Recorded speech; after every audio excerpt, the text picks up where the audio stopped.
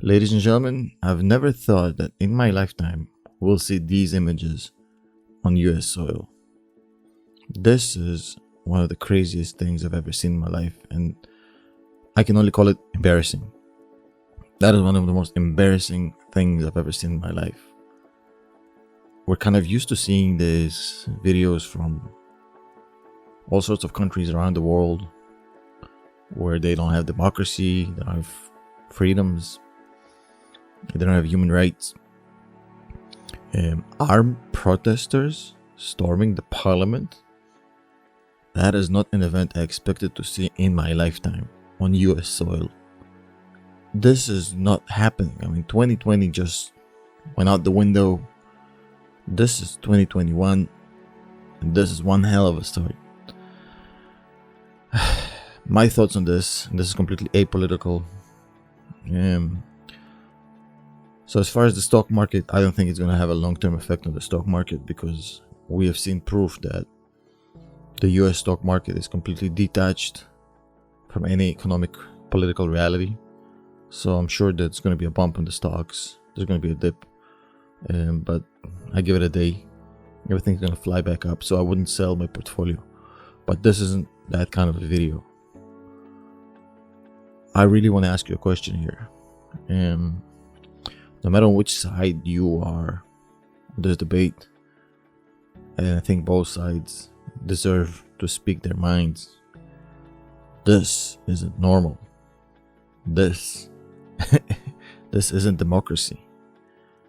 This is probably the closest thing I could ever imagine to an armed coup. And I think there's two questions here we need to answer. Number one, what's gonna happen next? This thing has already happened. We can't undo this shit. There's no amount of eraser fluid or any type of magic fairy dust that can make this shit go away. US would never be able to take this away. And as far as the economy and all that stuff, I don't think it's really important at this point, but this thing isn't gonna have a long lasting effect. All this drama, it's gonna go away really soon. And you'll feel like things are back to normal. But here's a question for you. If this just happened, what's next? What's the next escalation? Are we gonna have tanks in the fucking Capitol building? What the fuck is going on?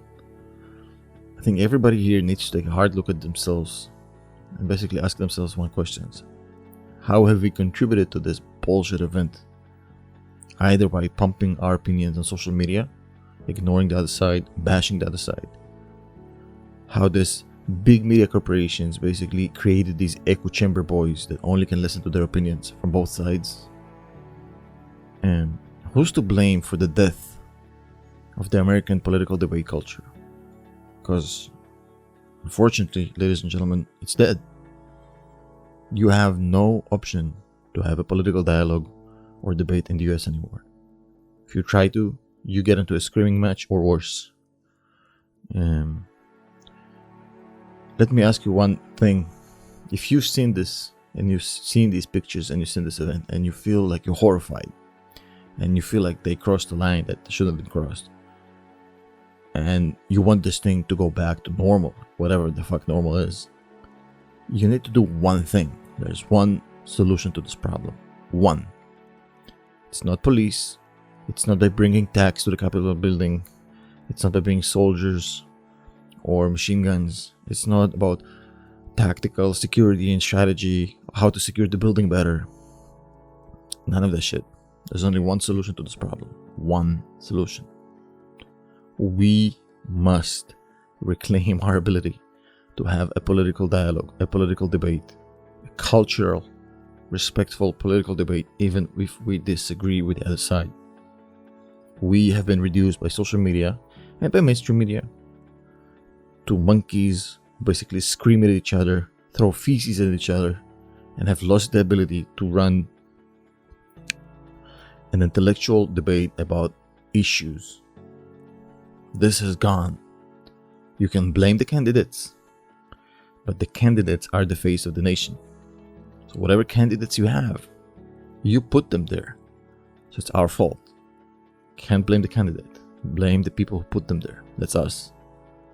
So If you want to have some sort of a hope of not having this thing escalate further, going back to normal, civil discussions, politics, we have to stop with this shit. We have to stop bashing the other side. If you're watching this video and you connect with what I'm saying, reach out to somebody who you know is on the other side of the political map and say something kind. Offer a debate. Try to recreate political dialogue through yourself, with your friends, with your circle. If everybody does their part, it's going to happen.